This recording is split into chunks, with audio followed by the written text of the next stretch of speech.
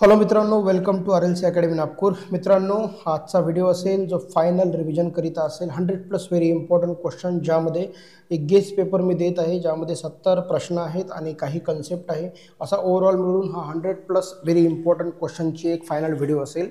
याला नक्की बघून जा किंवा यातील प्रश्न वाचून जा. यामधील बरेच प्रश्न तुम्हाला पेपरमध्ये दिसतील, त्यामुळे थोडंसं याला बघून जाल. आणि सिंपल क्वेश्चन ज्याला आपण मिक्स केलं आहे, प्रत्येक टॉपिकचे काही क्वेश्चन, ज्यामध्ये सिरीज पॅरल असो किंवा मशीन असो, ट्रान्सफॉर्मर असो, सर्व प्रश्न ॲड केलेले आहे. सो याला नक्की बघूया. चला सुरू करूया मग फायनल रिव्हिजन क्वेश्चन्स. सो पहिला प्रश्न आहे, आकृतीच्या मंडळाचा एकूण रेजिस्टन्स काढा. याचा एकूण रेजिस्टन्स काढायचा आहे. पाहायला दिसत आहे की तीनही पॅरलमध्ये कनेक्ट आहे. पॅरलमध्ये कनेक्ट आहे तर सॉल्व करते वेळेस कोणतेही दोन सॉल्व करतो आपण. याला सॉल्व केलं तर काय होऊन जाईल, 50/15. आणि जर का याच्या पॅरलमध्ये पकडलं, त्याच्या पॅरलमध्ये 2 आहे. पुन्हा याला जर अजून सॉल्व करतो म्हटलं तर 5×3=15 आणि 5×10=50. सरळ 10/3 गुणेला 2 आणि 10/3 अधिक 2. याला जर सॉल्व करतो म्हटलं तर 20/3 आणि इकडे जर पाहतो म्हटलं तर 16/3. तो 3 कॅन्सल. 20/16. 16×1=16 आणि 16×2=32 आणि 8 उरले 16×5=85. 1.25 ओहम टोटल रेजिस्टन्स आहे. 4 सारखे रेजिस्टन्स एकसरमध्ये जोडल्यास तर त्याचा एकूण रेजिस्टन्स 800 होतो. एकसरमध्ये जोडला आहे म्हणजे सिरीजमध्ये जोडत आहे, आणि सिरीजमध्ये जर 800 होता याचा अर्थ एक रेजिस्टन्स 200चा आहे. 200 200 200 200 असे 4 याचे 800 होतील. त्यानं म्हटलं आहे तेच रेजिस्टन्स जर समांतर जोडले, समांतर म्हणजे पॅरलल जोडले तर काय होतील, तर समान किमतीचे रेजिस्टर पॅरलमध्ये जोडले तर resistance divide by number of resistance किती आहे, 4. याचा अर्थ किती होऊन जाईल, 50. तर सरळ याचा आन्सर यायला हवं तुमचं 50 ओहम.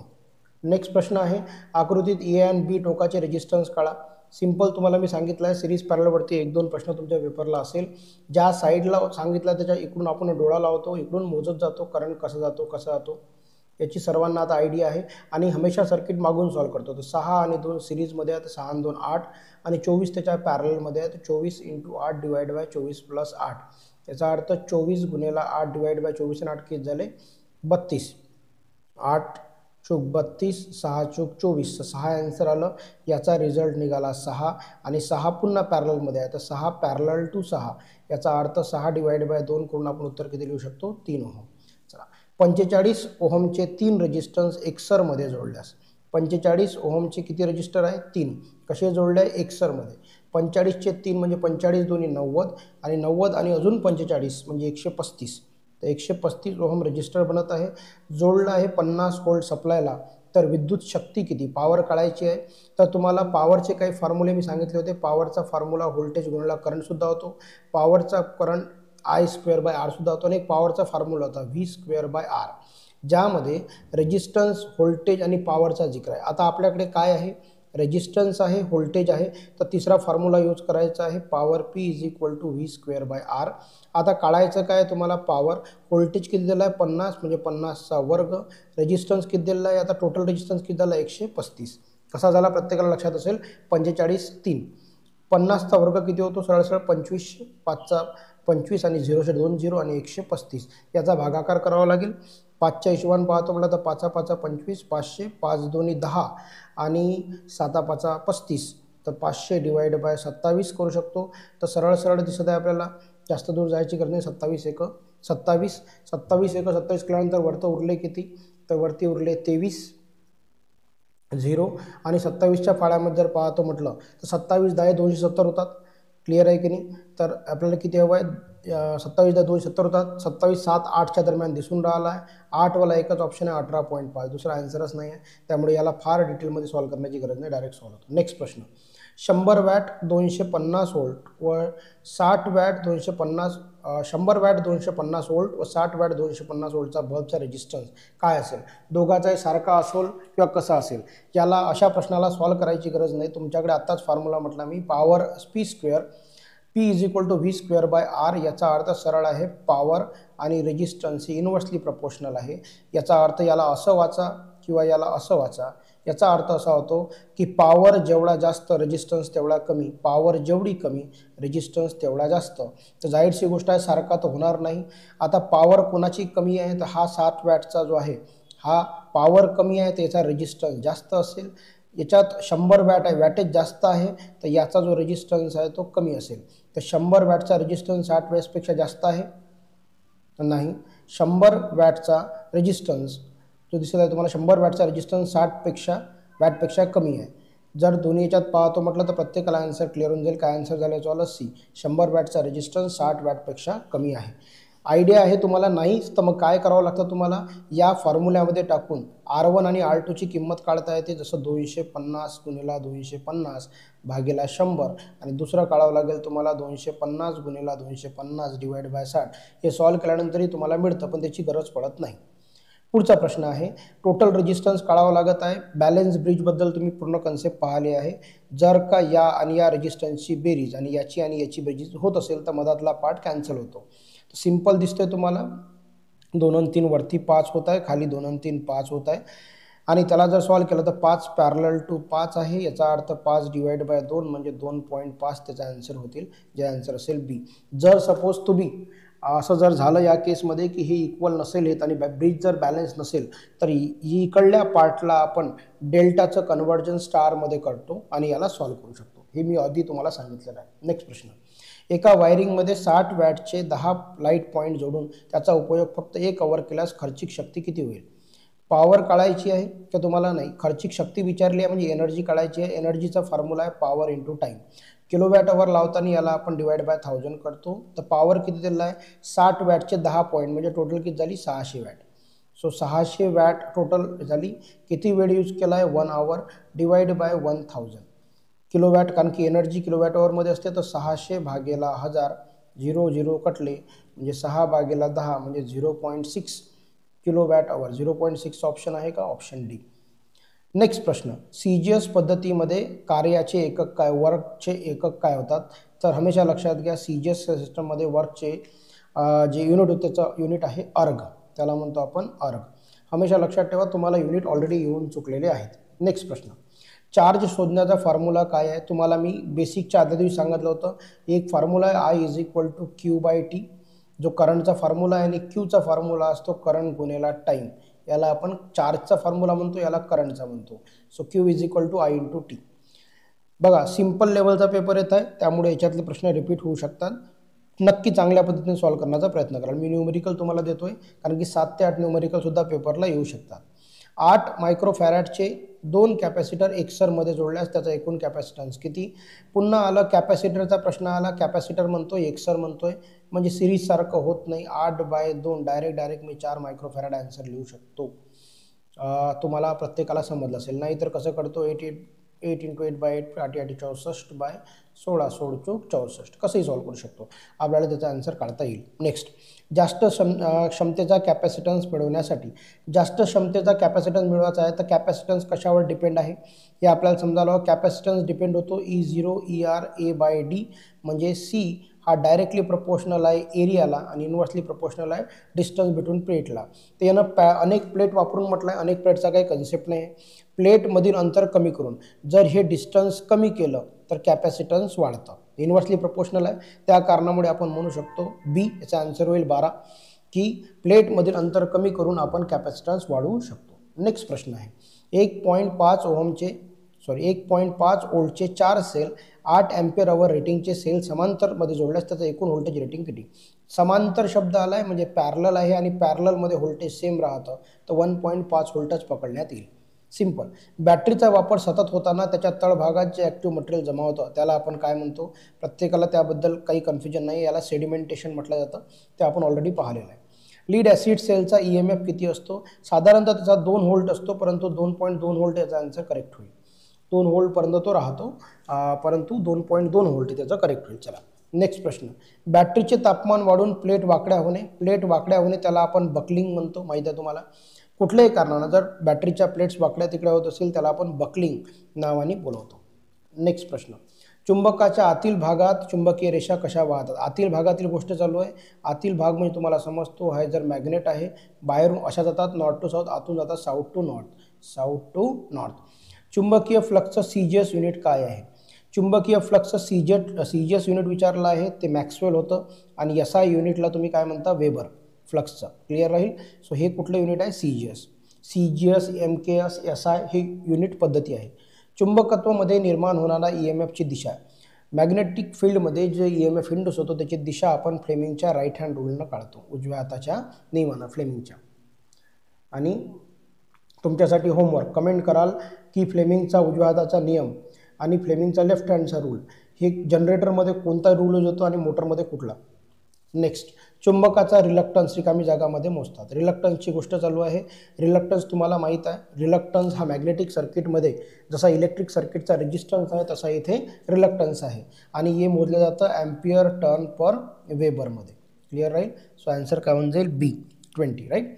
क्रेस्ट फॅक्टरची किंमत किती. क्रेस्ट फॅक्टरलाच आपण पीक फॅक्टरसुद्धा म्हणतो. हे माहीत असेल तर तुम्हाला आन्सर माहीत असेल 1.414.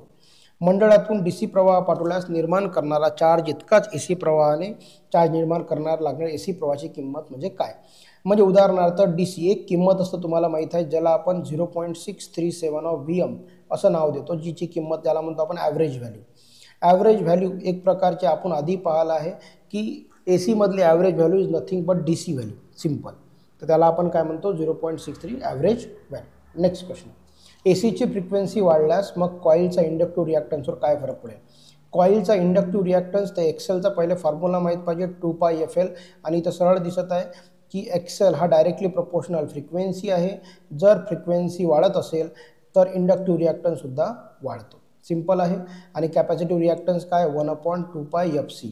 इथे जर फ्रिक्वेन्सी वाढली तर कॅपॅसिटिव्ह रिॲक्टन्स काय होत असतो, कमी होतो. सर्किटचा ससेप्टन्स कशामध्ये मोजतात. ससेप्टन्सची गोष्ट चालू आहे तर ससेप्टन्स आपण हमेशा मोमध्ये मोजतो. मो किंवा त्याचं प्रॉपर युनिट काय होऊन जातं सिमेन्स, त्याला आपण ओहम इनव्हर्स म्हणतो. पॅरलल रेझोनन्स सर्किटला काय म्हटलं जातं. पॅरलल रेझोनन्स सर्किटची गोष्ट चालू आहे. पॅरलल रेझोनन्स सर्किटला आपण रिजेक्टर सर्किट म्हणतो आणि जो सिरीज रेझोनन्स आहे त्याला आपण ॲक्सेप्टर सर्किट म्हणतो. तर बिलकुल लक्षात असू द्या की याला आपण काय म्हणतो, रिजेक्टर सर्किट. व्हेरी इम्पॉर्टंट प्रश्न आहे जो पेपरला येऊ शकतो. स्टार कनेक्शन संबंधी काय करेक्ट आहे. स्टार कनेक्शनमध्ये तुम्हाला माहीत आहे IL = IPH असतं. एवढा जरी फंडा माहीत असेल तुम्हाला आन्सर क्लिअर करता येईल. फेज करंट व लाईन करंट सारखा असतो. याच्यासाठी म्हणतोय तुम्हाला की स्टार कनेक्शन, डेल्टा कनेक्शन ते नक्की वाचून जा, त्यावरती सिम्पलमध्ये प्रश्न येऊ शकतो. नेक्स्ट, डिस्ट्रीब्युशन ट्रान्सफॉर्मरची सेकंडरी वाइंडिंग कनेक्शन कशी असतात. तुम्हाला माहीत आहे डिस्ट्रीब्युशन ट्रान्सफॉर्मरची सेकंडरी तुमच्या घरापर्यंत येत आहे आणि तुम्हाला न्यूट्रलची गरज आहे, त्यामुळे तुम्हाला माहीत आहे तो स्टार कनेक्शनमध्येच दिलेला असतो. क्लिअर राहील सर्वांना. त्यानंतर नेक्स्ट, AC RC मंडळात इम्पिडन्स Z काय असतो. हा याच्यावरती न्यूमरिकल ऑलरेडी टेक्निशियन 2ला येऊन चुकला आहे. सो इम्पिडन्सचा फॉर्म्युला काय असतो R² + XC². चला नेक्स्ट प्रश्न 29 नंबर, सिंगल पेज AC मंडळात RMS व्होल्टेज 240 व्होल्ट तर कमाल किंमत किती. तुम्हाला माहीत आहे याचा आन्सर कसं काढावं लागतं. आता मी बार ते सांगत नाही, तुम्हाला त्याची पूर्ण आयडिया आहे, याला सॉल्व कसं करावं लागतं. पण हे प्रश्न बघून जा. RMS टू ॲव्हरेज कसं काढावं लागतं, ॲव्हरेजवरून RMS कशी काढतो, पीक फॅक्टर कसं काढतो, क्रेस्ट फॅक्टर कसं काढतो, या हिशोबाने. AC मंडळाचे व्होल्टेज मल्टीमीटरने मोजतात तो कुठली किंमत दर्शवतो. मल्टीमीटरने जर मोजत असं ACची किंमत हमेशा लक्षात घ्या, ती कुठली किंमत दाखवतं RMS. त्या किमतीला काय म्हणतो आपण RMS, रूट मीन स्क्वेअर व्हॅल्यू. क्लिअर राहील प्रत्येकाला. चला नेक्स्ट प्रश्न आहे, 3 फेज मंडळात पॉवर फॅक्टर 1 असताना, पॉवर फॅक्टर 1 आहे की नाही. पॉवर फॅक्टर 1 असताना हमेशा काय असतं, इक्वल रिडिंग शो करतं W1 = W2. सिम्पल फंड आहे, लक्षात राहायला हवा. AC प्रवाह दिला आहे त्यानं पुन्हा आता एकदा 42.4 साईन 42.4 असताना प्रवाहाची सरासरी किंमत किती. ॲव्हरेज किंमत काढता येत तुम्हाला, त्याबद्दल कुठलाच कन्फ्युजन होणार नाही. 32 नंबरचा प्रश्न आहे. 42.4 आहे, 0.637 आपण काढू शकतो. ही VM किंमत असते, तुम्हाला प्रत्येकाला माहीत आहे VM sin ωt. पुन्हा एकदा तुम्हाला माहीत आहे VM आहे. काढायची कुठली किंमत आहे, सरासरी म्हणजे ॲव्हरेज किंमत काढायची आहे. ॲव्हरेज कशी काढतो 0.637 × VM. सॉल्व करून बघा, तुमचा आन्सर येऊन जाईल. आन्सर साहजिक आहे, 0.637ची गोष्ट आहे म्हणजे याच्या हाफ येऊ शकतं. हाफच्या जवळपासची किंमत 22 होते. 22 म्हणजे एकदम 50% ते होऊ शकत नाही, त्याच्यावरचा आन्सर बनेल 27%. हर वेळेस क्वेश्चनला सॉल्व करण्याची गरज पडत नाही.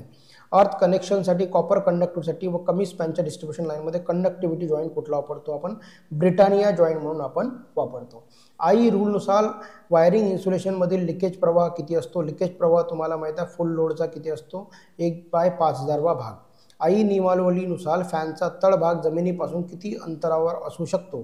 क्वेश्चन नंबर 35 सिंपल आहे, त्याचा आन्सर होऊन जातं 2.4 मीटर, ज्याला आपण म्हणतो तसं 2.4 to 2.5 असं लिहिलेलं आहे. ट्रान्समिशन लाईनसाठी वापरण्यात येणारा कंडक्टर कसा असावा?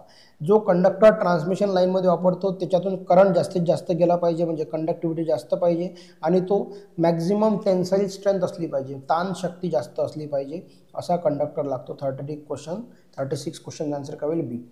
ट्रान्समिशन लाईनमध्ये उभारण्यात येणारा पोल जमिनीमध्ये किती गाळला जातो? प्रत्येकाला माहिती आहे जमिनीमध्ये किती गाळला जातो, 1/6. सिंपल आहे. इन्सुलेटरचा सेफ्टी फॅक्टर कसा असतो? इन्सुलेटरचा सेफ्टी फॅक्टर विचारला जात आहे तर पंचर क्षमता बाय फ्लॅश ओव्हर व्होल्टेज, याला आपण काय म्हणतो असतो, इन्सुलेटरचा सेफ्टी फॅक्टर. त्यानंतर ट्रान्समिशन सिस्टममध्ये वापरणाऱ्या कॉपरचे वजन किती असतं? ट्रान्समिशन सिस्टममध्ये जे वापरण्यात येणारा कॉपर असतो याचं हमेशा लक्षात घ्या, कॉपर वेट ऑफ कॉपर, याला म्हणतो weight of copper is directly proportional to 1/v², जे दिसतोय तुम्हाला व्होल्टेजच्या स्क्वेअरच्या व्यस्त प्रमाणात असतो. नेक्स्ट प्रश्न, अंडरग्राऊंड केबलमध्ये आर्मोरिंगचा काय उपयोग आहे?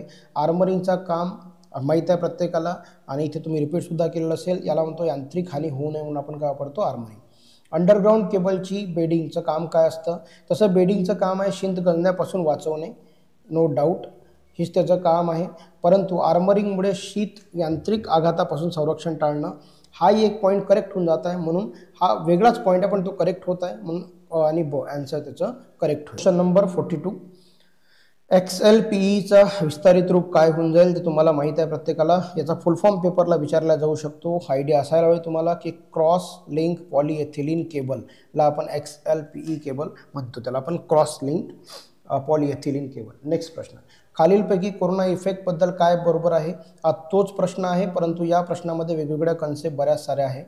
की कोरोना इफेक्टचा प्रभाव विचारला आहे की नाही, तर कोरोनाबद्दल जे सिंगल प्रश्न येतात ते मी एकत्र टाकून दिले. बघा याचा आन्सर तसं ऑल ऑफ दबाव होऊन जाईल. पण कोरोना इफेक्टमुळे पॉवर लॉस वाढतो, पॉवर लॉस वाढला इफिशियन्सी कमी होते, बाजूच्या कम्युनिकेशन लाईनवर प्रभाव पडतो.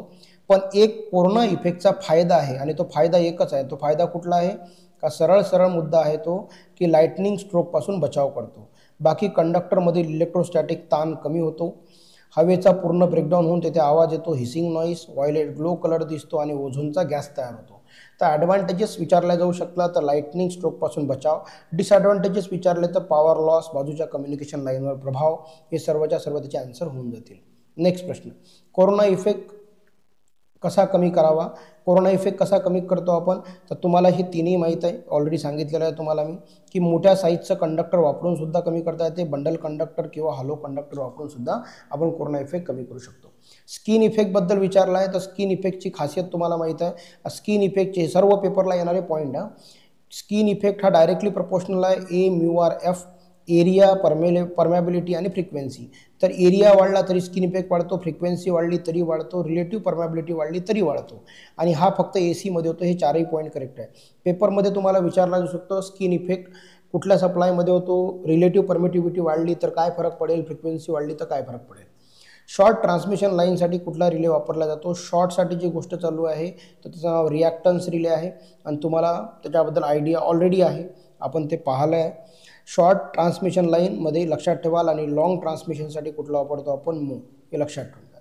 नेक्स्ट, थर्मल पॉवर प्लॅनमध्ये इलेक्ट्रोस्टॅटिक प्रेसिपिएटरचं काय काम आहे? इलेक्ट्रोस्टॅटिक प्रेसिपिएटर थर्मल पॉवर प्लॅनमध्ये म्हणजे कोळशाच्या विद्युत केंद्रामध्ये डस्ट आणि डर्ट जमा करण्यासाठी असतो. 6 पोल 50 हर्ट्ज इंडक्शन मोटरची स्पीड 960 असेल तर स्लिप किती असेल? स्लिपचा प्रश्न तुम्हाला माहिती आहे की सिंपल दिलेला आहे त्यानं NS - N/NS, आणि NS किती दिलेला आहे तर 6 पोलची मोटर आहे म्हणजे 120 F/P. आता मी तिकडे जास्त बराच वेळ तुमचा घेत नाही, पण 50/6, 12×5 = 60, 6000/6 म्हणजे 1000 आणि मायनस स्पीड किती आहे 960/1000 म्हणजे 40/1000, 00 कटले गुणेला 100, 00 कटले म्हणजे 4%, आणि 4% म्हणजे 0.04. सिंपल. त्याचे आन्सर किती होऊन जाईल? ड. नेक्स्ट प्रश्न आहे, when the relative permeability of magnetic material is less than 1. Relative permeability असो की ससेप्टेबिलिटी असो, जर लेस दॅन 1 असेल तर मटेरियल कुठला आहे? Diamagnetic material. Which of the following is wrong about DC generator. DC जनरेटरबद्दल काय चुकीचं आहे हा प्रश्न विचारला आहे. सिंपल प्रश्न आहे, कॉन्सन्ट्रेट करा. योक ऑफ DC मशीन हे कास्ट स्टीलचं बनतं, बरोबर आहे. आर्मेचर ऑफ DC मशीन हे सिलिकॉन स्टीलचं बनतं, करेक्ट आहे. Armature winding of DC machine place on rotor, सही बात आहे. High voltage DC machine use wave winding. High voltage DC machine wave winding वापरतं, करेक्ट आहे. आणि high voltage DC machine use lap नाही, इथं हाय करंट वापरतो. क्लिअर आहे की नाही? हाय करंटसाठी आपण लॅप वापरतो, म्हणजे ओनली ई मध्ये चुकीचं आहे. नेक्स्ट प्रश्न आहे, what is the mechanical power develop by DC series motor is maximum. DC series motor कधी मॅक्झिमम असतं? तुम्हाला माहीत आहे मॅक्झिमम पॉवर डेव्हलप होण्याची कंडिशन काय? EB is equal to applied व्होल्टेजचं V/2, back EMF is equal to half of applied voltage. ही condition आहे ज्या टायमाला मॅक्झिमम पॉवर डेव्हलप केली जाते. ED current lost will depend on. ED current loss कशावर डिपेंड आहे? हा सिंपल प्रश्न विचारला आहे. आणि ED करंट लॉसबद्दल पाहतो म्हटलं तर तुम्हाला त्याचा फॉर्म्युला माहीत आहे, BM² F² T² V. Simple आहे. तर फ्रिक्वेन्सीवरही डिपेंड आहे, फ्लक्स डेन्सिटीवरही आहे आणि थिकनेसवर, म्हणजे ऑल ऑफ द अबव याचे आन्सर होतील. ED करंट लॉस हा कशावर डिपेंड आहे? क्लिअर असू द्या. ED करंट हिस्टॅलिसिस अजूनपर्यंत आलेला नाही आहे टेक्निशियन 2-1 मध्ये, आता तुमच्या पेपरला येऊ शकतो. Lap winding is preferred. आत्ताच पाहिला आपण लॅप वाइंडिंग आपण कुठे प्रिफर करतो? लॅप वाइंडिंग आपण एकाच जागी प्रिफर करतो आणि ती जागा असेल जिथे हाय करंट आणि लो व्होल्टेजची गरज आहे, तिथे आपण कुठली वाइंडिंग यूज करतो? Lap winding. डमी कॉईलचं काम काय असतं? डमी कॉईल जी यूज केलं जाते त्याचं काम आहे मेकॅनिकल बॅलन्स ठेवणे. हमेशा लक्षात असू द्या. 54 क्वेश्चन, डमी कॉईलचा यूज काय आहे? मेकॅनिकल बॅलन्स करणे. कॉम्पेन्सेटिंग वाइंडिंग, मेकॅनिकल वाइंडिंग म्हणजे डमी वाइंडिंग, डमी कॉईल ज्याला म्हणतो आपण, त्याच्याबद्दलचे प्रश्न पेपरला येऊ शकतात. नेक्स्ट प्रश्न, the material use in file. फाईलसाठी जे मटेरियल यूज होतो ते मटेरियल कुठलं आहे असा प्रश्न आहे, आणि ते मटेरियल आहे हाय कार्बन स्टील, ज्याच्यासाठी आपण फाईल म्हणून याचा उपयोग करतो. Ferranti effect will not occur in which of the following line. तुम्हाला माहीत आहे की शॉर्ट ट्रान्समिशन लाईनमध्ये फॅरंटी इफेक्ट येत नाही. फॅरंटी इफेक्ट हा फक्त लॉंग किंवा मीडियम लाईनमध्ये कधी नो लोड किंवा लाईटली लोड कंडिशन, म्हणजे कमीत कमी लोड कंडिशनमध्ये येतो. क्लिअर राहील. चला नेक्स्ट प्रश्न आहे, Ferranti effect can be compensated by using which of the following. Ferranti effect जर कमी करायचं असेल तर आपण काय करतो? शंट रिॲक्टर वापरून आपण ते कमी करू शकतो. प्रत्येकाला आपण हा प्रश्न आधी पाहिलेला आहे, पण हा येऊ शकतो अगेन, पुन्हा मार्क करून ठेवा. शंट रिॲक्टर, जर डायमीटर ऑफ कंडक्टर इन्क्रीज तर काय होईल? कंडक्टरची डायमीटर जर वाढत असेल तर तुम्हाला आपण एक बॉक्स पाहिला होता ज्यामध्ये रेजिस्टन्समध्ये पाहिलं होतं की लेंथ वाढला, एरिया वाढला, आणि मोस्टली गोष्टी आपण पाहिल्या होत्या की काय होतं. तर डायमीटरची गोष्ट चालू आहे. डायमीटर जर गोष्ट इन्क्रीज आहे तर R is equal to rho L/A एक प्रश्न आहे. डायमीटर इन्क्रीज झाली तिथं रेजिस्टन्स कमी होतो. तर याचाच वरून जर या प्रश्नाला आपण चांगल्याने पाहिलं तर तुम्हाला अर्ध्या गोष्टी क्लिअर होतील की जर एरिया वाढला तर रेजिस्टन्स कमी होतं, आणि रेजिस्टन्स जसा जसा बिहेव करतो तसाच बिहेव इंडक्टन्ससुद्धा करतो. तर इंडक्टन्ससुद्धा काय होऊन जातो? इथं डिक्रीज होतो. नेक्स्ट प्रश्न आहे, काही कन्सेप्ट जे तुम्हाला मी सांगितले होतेच की लेंथ जर वाढली तर रेजिस्टन्स बघा इन्क्रीज होत आहे इंडक्टर, आणि कॅपॅसिटन्ससुद्धा इन्क्रीज होत आहे. डिस्टन्स ऑफ सेपरेशन वाढलं, पोलमधलं अंतर बदललं तर रेजिस्टन्सला काही फरक पडत नाही, परंतु इंडक्टन्स वाढतो आणि कॅपॅसिटन्स कमी होतो. अर्थिंग जर कन्सिडर केला तर रेजिस्टन्सवर काहीच फरक पडत नाही, कॅपॅसिटरवर काहीच पडत नाही, परंतु इंडक्टन्सवर काही पडत नाही, पण कॅपॅसिटन्स वाढतो. आणि हाईट जर वाढवली टावरची आपण तर रेजिस्टन्स इंडक्टन्सवर काही फरक पडत नाही, पण जशी जशी हाईट वाढेल तसा तसा कॅपॅसिटन्स कमी होत जातो. नेक्स्ट प्रश्न आहे, if maximum permissible tension in a line of span 200 metre is 1000 kg, the weight of line is 1, calculate sag. Sag find करायला विचारला जाऊ शकतो, आणि सॅगचा फॉर्म्युला आहे WL²/8T. याच्यावरनं रिलेशन होऊ शकतात तुम्हाला. टी म्हणजे टेन्शन, सॅग आणि टेन्शन जर वाढवलं तर सॅग कमी होते, टेन्शन जर कमी केलं तर सॅग वाढते. हे आपण ऑलरेडी बघून चुकलं, याला फक्त सॉल्व करायचं काम आहे. सॉल्व करतामध्ये वेट ऑफ कंडक्टर किती दिलं आहे? 1 kg. लेंथ किती दिलेली आहे तुम्हाला दिसत आहे प्रत्येकाला. लेंथला आपण 200 दिलेली आहे, तर 200 मीटरचा स्क्वेअर आहे. 200 गुणला 200, 8 लिटो टेन्शन किती दिलेलं आहे? 1000. याला सॉल्व करा. 20, 200 आणि 20 आणि 5 चूक 20, 8 5 40. सिंपल जर पाहतो म्हटलं तर आन्सर किती होऊन जाईल? 5 मीटर. प्रत्येकाला क्लिअर झालं असेल आन्सर वगैरे कसं सॉल्व करावं लागतं ते. सो याचा आन्सर काय होऊन जाईल? B. Next, if charging reactance 50 kilometre लेंथचा 1500 ओम आहे, तर चार्जिंग रिॲक्टन्स 1000चा किती होईल? इथं मी लेंथ लिहित आहे आणि इथं चार्जिंग रिॲक्टन्स लिहित आहो. जर इथं 50 किलोमीटर आहे तर इथं चार्जिंग रिॲक्टन्स 1500 ओम आहे. आता लेंथ जर डबल झाली, 100 झाली, तर हे हाफ होत असते, म्हणजे हे किती होऊन जाईल? 750 ओम. In series RC circuit, total voltage is 10 volt and voltage across resistance is 6 volt and then voltage across capacitor काळा म्हणते. सिंपल आहे. इथं काय फॉर्म्युला विचारला आहे त्यानं? V is equal to under root V R square plus V C square. तर simple व्हीची किंमत माहीत आहे तुम्हाला 10 इन ब्रॅकेट व्ही आर रेजिस्टन्सचा किती किंमत आहे तर 6चा स्क्वेअर आणि व्ही सी काढायचा आहे. दोन्ही साईडला वर्ग द्यावा लागतो. तर इथं 10चा वर्ग जर केला तर इकडल्या वर्गासोबत हे कॅन्सल होऊन जातं. इथं उरतं 6चा वर्ग अधिक व्ही सीचा स्क्वेअर. इथं झाले 100. 6चा वर्ग 36. मी इकडं घेतला मायनस झाले इकडं व्ही सी. क्लिअर आहे प्रत्येकाला. आणि त्याच्या हिशोबाने जर सॉल्व करतो म्हणलं त्याचं आन्सर किती होऊन जातं. याला जर आपण सॉल्व करतो म्हणलं तर 100मधून जर सपोज आपण 100 मायनस करून टाकले तर याचं 64 होऊन जाईल. आणि 64 व्ही सी स्क्वेअर म्हणजे व्ही सीची किंमत किती होऊन जाईल 8. क्लिअर आहे. 8 8 64. चला बी. नेक्स्ट प्रश्न आहे voltage magnification will occur in which of the following case. Voltage magnification बद्दलची गोष्ट चालू आहे ते सिरीज रेझोनन्समध्ये होतं. आणि त्याच्याबद्दल तुम्हाला आयडिया पूर्ण आहे की सिरीज रेझोनन्समध्ये कुठलं मॅग्निफिकेशन होतं व्होल्टेज आणि पॅरललमध्ये करंट मॅग्निफिकेशन होतं. Time constant for R L circuit. R L सर्किटचा टाईम कॉन्स्टंट काय असतो आर एल सर्किटसाठी काय L/R. आणि आर सीसाठी काय असतो म्हणजे कॅपॅसिटन्स सर्किटसाठी किंवा जे आपण सर्किट आहे आर सी सर्किटसाठी ते आर सी म्हणतो. Time constant for R L series circuit. R L circuit काय झाला L/R. क्लिअर राहील. चला नेक्स्ट प्रश्न. Silicon and germanium are. Silicon आणि जर्मेनियम हे काय आहे हे टेट्राव्हॅलंट आहे. याच्याबद्दल तुम्हाला इलेक्ट्रॉनिक्सबद्दलचा जो कन्सेप्ट आहे आणि त्याबद्दल आयडियासुद्धा आहे. ते टेट्राव्हॅलंटचे एक्झाम्पल झाले. पेंटाव्हॅलंटचे कोण आहे ट्रॅव्हॅलंटचे कोण आहे आर्सेनिक अँटिमनी बिस्मुथ. त्यानंतर इंडियम गॅलियम बोरॉन हे इकडे तुम्हाला लक्षात ठेवणं गरजेचे आहे. नी व्होल्टेज और cutting voltage of silicon diode काय आहे. सिलिकॉन डायोडचं कटिंग व्होल्टेज किती असतं 0.7 आणि एक असतं जर्मेनियम त्याचं किती असतं 0.3. जे फेट काय आहे बा जंक्शन फील्ड इफेक्ट ट्रान्झिस्टर हे कुठला डिव्हाइस आहे हा पेपरला विचारला जाऊ शकतं. हा व्होल्टेज कंट्रोल डिव्हाइस आहे.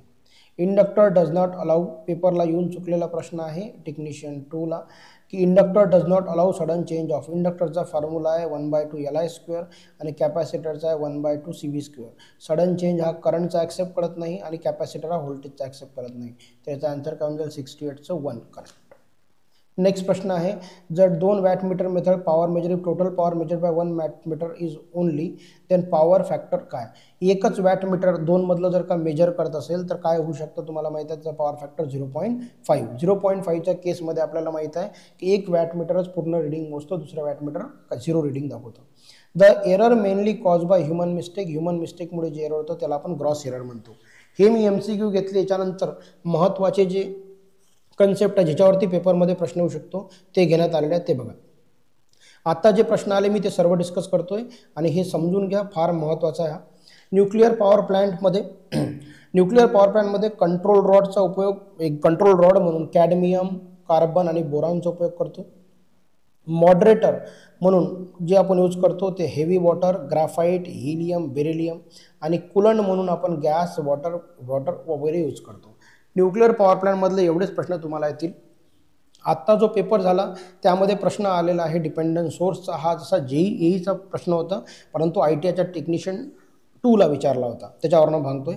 याला कसं वाचत असतं याला डायमंड सोर्स म्हणत असतो आपण. म्हणजे डिपेंडंट सोर्सेस आहे पूर्णच्या पूर्ण. याला वाचत असतात बाहेरून अंदरकडे. बघा इथं व्होल्टेज आहे आणि हे प्लस मायनस म्हणजे व्होल्टेजच आहे तर याला म्हणतात voltage dependent voltage source. Voltage dependent voltage source. इथे बघा बाहेरून वाचतो तशी त्याला करंट डिपेंडंट व्होल्टेज सोर्स. तर करंट डिपेंडंट व्होल्टेज सोर्स. आता बघा इथं ॲरो आहे म्हणजे अंदरही करंट आहे बाहेरही करंट आहे म्हणजे current dependent current source. Clear आहे. आता बाहेर व्होल्टेज आहे अंदर करंट आहे तर व्होल्टेज डिपेंडंट करंट सोर्स. तर याचा सिम्बॉल विचारला जातो पेपरला. हा चित्र दाखवलं जातं आणि तुम्हाला विचारलं जातं की हे काय आहे सांगा. नेक्स्ट प्रश्न आहे जो येऊ शकतो मे बी पेपरला त्याला आपण म्हणतो फॅक्टर्स. डिमांड फॅक्टर आहे याला आपण वाचतो हमेशा DMC. डिमांड फॅक्टर म्हणजे maximum demand upon connected load ज्याची किंमत हमेशा <1 असते. त्यानंतर लोड फॅक्टर आहे ज्याला आपण LAM वाचतो लांब म्हणून की average load upon maximum demand ज्याची किंमतसुद्धा काय असते <1 असतं. आणि एक असतो फॅक्टर ज्याचं नाव आहे डायव्हर्सिटी फॅक्टर जो पेपरमध्ये हमेशा विचारला जातो. याची किंमत जी आहे ते <1 असते एकपेक्षा जास्त. एखाद्या ग्राहकाची एकूण मॅक्झिमम डिमांड अपॉन पॉवरची मॅक्झिमम डिमांड. लक्षात असू द्या याचे फॅक्टर्सचे डेफिनेशनसुद्धा विचारले जाऊ शकतात की डिमांड फॅक्टर म्हणजे कशाचा रेशो. लोड फॅक्टर म्हणजे कशाचा रेशो. लोड फॅक्टरचं युनिट काय डिमांड फॅक्टरचं युनिट काय किंवा किंमत काय युनिट म्हणल्यापेक्षा. टॅरिफचे काही प्रकार आहेत जे पेपरला येऊ शकतात. त्यामधला महत्त्वाचे टॅरिफ आहे flat rate tariff, two part tariff आणि ब्लॉक रेट टॅरिफ. सर्वात इम्पॉर्टंट तर मी तुम्हाला ब्लॉक रेट टॅरिफबद्दल सांगतो. पहिले हा पेपरला जास्त येतात की तुमच्या घरची जी विद्युत पद्धती आहे ज्याचं बिल आपल्याला येतं तर ते कुठल्या टॅरिफच्या दराने येतं त्याचं नाव आहे ब्लॉक रेट टॅरिफ. क्लिअर आहे. म्हणजे रेसिडेन्शियल एरिया असो किंवा कमर्शियल एरिया असो त्याचे जे युनिट घेतात ते ब्लॉक रेट टॅरिफ. त्यानंतर टू पार्ट टॅरिफ हे बेसिकली इंडस्ट्रीसाठी वापरलं जातं, त्याचं नाव आहे टू पार्ट टॅरिफ. आणि शेती, ग्रामीण पुरवठा, कुक्कुटपालन याच्यासाठी जे पुरवलं त्याचं नाव आहे फ्लॅट रेट टॅरिफ. तर टॅरिफचे नाव लक्षात ठेवाल, टॅरिफचे नाव पेपरमध्ये विचारल्या जाऊ शकतात. नेक्स्ट प्रश्न आहे फायरबद्दल. फायरबद्दल आयडिया असायला हवी की class A fire, class B fire, class C fire आणि क्लास डी फायर. इम्पॉर्टंट आहे. क्लास ए फायर हे लाकूड, पेपर, सुती, कापड जे राहतं याच्यासाठी यूज केलं जातं.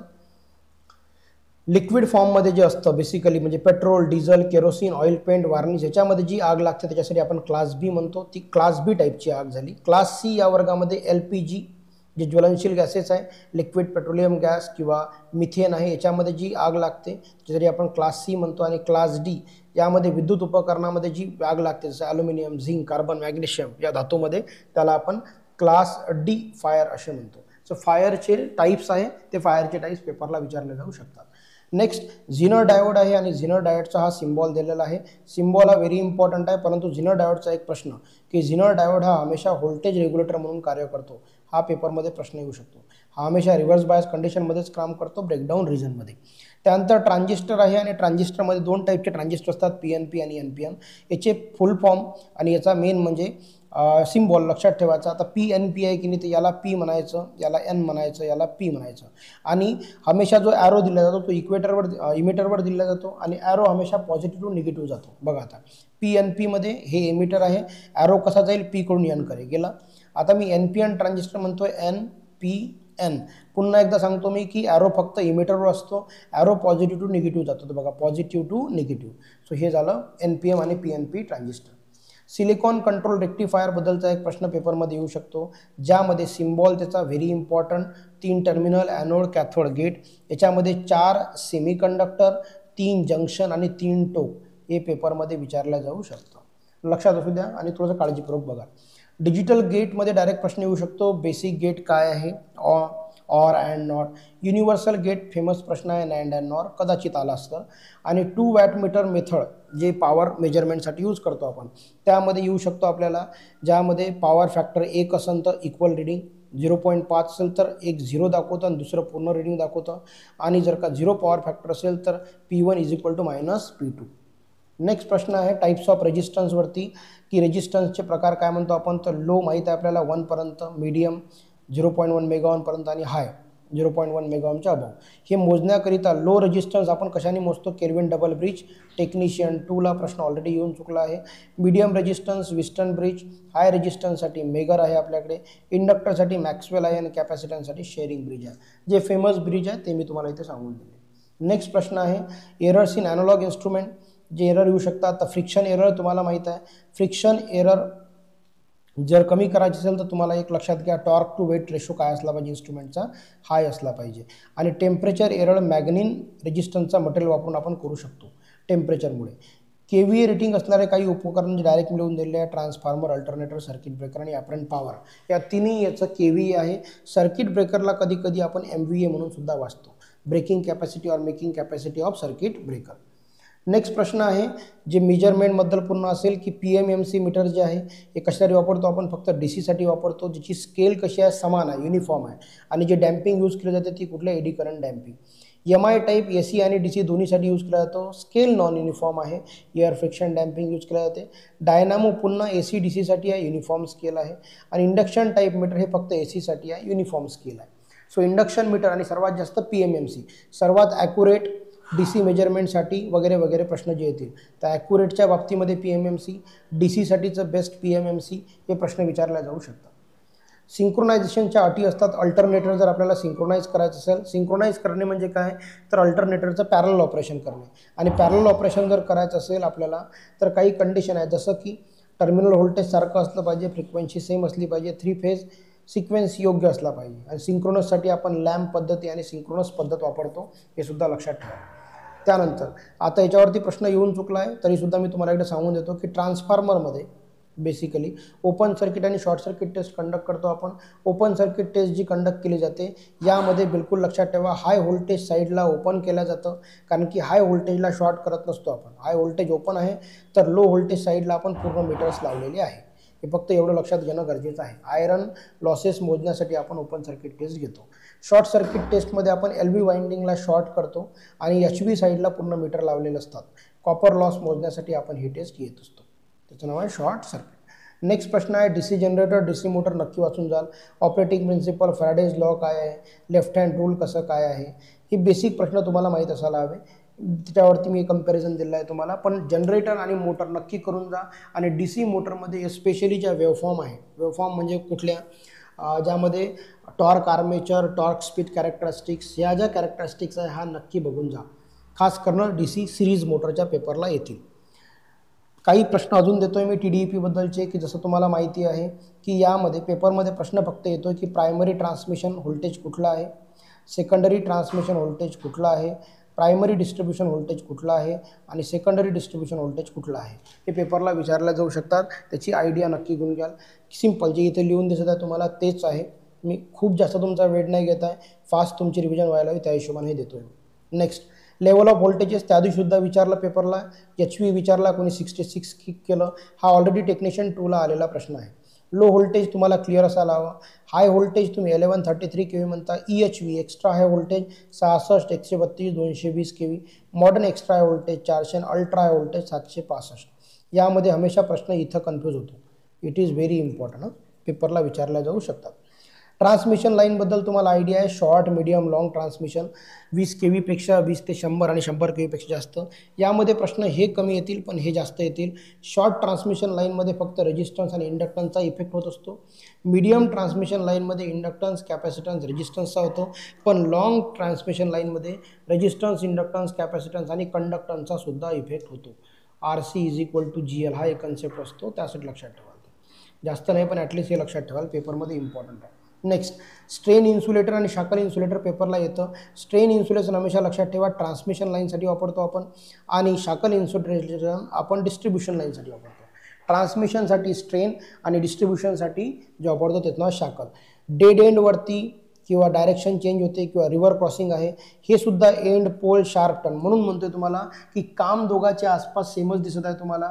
फक्त लक्षात काय असायला हवं की ट्रान्समिशनसाठी स्ट्रेन वापरतो आपण आणि डिस्ट्रीब्युशनसाठी आपण शाकल वापरतो. नेक्स्ट प्रश्न आहे सस्पेन्शन इन्सुलेटर साठी डिस्क विचारल्या जाऊ शकतात. तर तुम्हाला माहीत आहे 11 kV साठी एक साधारण वापरतो, परंतु 66 kV साठी 4 ते 5, 132 साठी 9 ते 10, 220 साठी 15 ते 16 आणि 400 kV साठी 22 ते 23 डिस्क वापरल्या जातात. केबल जो असतो आपला, केबलचे व्होल्टेजचे प्रकार वेगळे आहे. LT केबल 1 kW पर्यंत हाय व्होल्टेज, 11 kV पर्यंत सुपर व्होल्टेज 22 ते 33, EHV 66 पर्यंत, असं तुम्हाला लक्षात असायला हवं. त्यानंतर रिलेज जे आहे शॉर्ट ट्रान्समिशनसाठी रिॲक्टन्स आता सांगितला, मीडियमसाठी इम्पिडन्स, लॉंगसाठी मो आणि अर्थसाठी reactance relay. Boiler thermal power प्लॅन्टचे काही जे महत्त्वाचे मुद्दे आहे यामध्ये सर्वात महत्त्वाचा जो येतो प्रश्न त्याचं नाव आहे सुपर हीटर. सुपर हीटरचं काम असतं वाफेला अजून गरम करणे. टर्बाईन तुम्हाला माहीत आहे पण कंडेन्सरचा उपयोग पेपरला येतो. Steam is converted into feed water. स्टीमला म्हणजे वाफेला पाण्यामध्ये कन्वर्ट करण्याचं काम कोण करतं? कंडेन्सर. इलेक्ट्रोप्रेसिपिटेटर काय करतं? कचरा जमा करतं, डस्ट आणि डर्ट जमा करतं. इफिशियन्सी किती असते थर्मल पॉवर प्लॅन्टची? 29%. हायड्रो पॉवर प्लॅन्टमध्ये एक प्रश्न येऊ शकतो की पेन स्टॉक कुठं कनेक्ट केला जातो? सर्च टँकपासून टर्बाईनपर्यंत जो पाईप कनेक्ट करतो त्याला आपण नाव काय असतो? Pen stock. सो मित्रांनो हा व्हिडिओ होता तुमच्या रिव्हिजनकरिता. आय होप तुम्हाला व्हिडिओ समजला असेल. काही महत्त्वाचे प्रश्न जे यामधून मी सोडले आहे त्यामध्ये खास करणं जे तुम्हाला मी लास्ट आता 5-6 दिवसामध्ये व्हिडिओ दिले आहेत तुम्हाला खास करणं जे लास्टचे डेज आहे 26 पर्यंत जे आपण घेतले आहे त्या डेजमध्ये जे प्रश्न जसं ट्रान्सफॉर्मर तिथे खूप जास्त होतं म्हणून इथे घेतलं नाही, तिथे आपण स्विच गिअर पाहिलेला आहे. तर इथपर्यंतचा हा व्हिडिओ होता. यामधल्या ज्या कन्सेप्ट आहेत त्या मी सांगितल्या तुम्हाला. आठवणीनं मी सांगतोय की पुन्हा एकदा जर तुमच्याकडे PDF आहे त्या आपल्या ग्रुपवर सुद्धा होत्या. जे डे 21 डेजच्या आपल्या PDF होत्या त्याच्यावरून फक्त नजर घुमून जा. बाकी तुमचा अभ्यास झालेला आहे. संध्याकाळी पुस्तक बंद करा, रिलॅक्स माइंडनी पेपरला जा. पेपर सर्वांचा चांगला जातील. Technical easy to medium moderate लेवलपर्यंत मॅक्झिमम जाईल. रिजनिंग सोपं जाईल, मॅथ्स सोपं जाईल. मॅथ्समध्ये थोडंसं मॉडरेट टू डिफिकल्ट लेवल जाऊ शकतो, परंतु 10-15 प्रश्न तुमचे करेक्ट येऊन जातील, त्यामध्ये शंका नाही.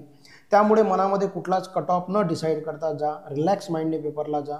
जितका पेपर जमतोय तितका अटेम्प्ट करा. टेक्निकलमध्ये निगेटिव्ह होईल अशा कंडिशनकडे जाऊ नका. जेवढं ॲक्युरेट जमतंय तेवढंच सॉल्व करा. आणि जो बाकी सेक्शन आहे रिझनिंग ॲप्टिट्यूड, याचा अर्थ तिकडे रिक्स घ्या असं नाही म्हणत आहे, परंतु तिकडे तुम्ही मायनर रिक्स एक कॅरी करू शकता, थोडी बहुत रिक्स, खूप जास्त नाही. परंतु कारण की तिकडं क्वेश्चनचं वॅटेज कमी आहे. 0.5 मार्काचा एक प्रश्न आहे, इकडं 2.2 मार्काचा एक प्रश्न आहे. सो त्यामुळे असेल, प्रत्येकाने ही सिरीज पहा, हा व्हिडिओ पहा आणि चांगला अभ्यास झालेला तुमचा पेपर देऊन या, काही हरकत नाही. कुणाचा पेपर चांगला जाईल, कुणाचा वाईट जाईल, आहे ना, ते 16 गोष्ट. आणि ऑल द बेस्ट सर्वांना पेपरसाठी. आणि पेपर देऊन आल्यानंतर तुम्हाला 1-2 दिवसामध्येच तुमच्या याच सिलेबसवर अजून कुठले कुठले पेपर आहे ज्याचा अभ्यास तुम्ही कंटिन्यू करून त्या नवीन सर्व पोस्ट प्रिपेअर करू शकता, ते मी तुम्हाला सांगेल. लिस्ट ऑफ पोस्ट तुम्हाला देईल की ज्या पोस्ट तुम्ही प्रिपेअर करू शकता, पोस्ट घेऊ शकता.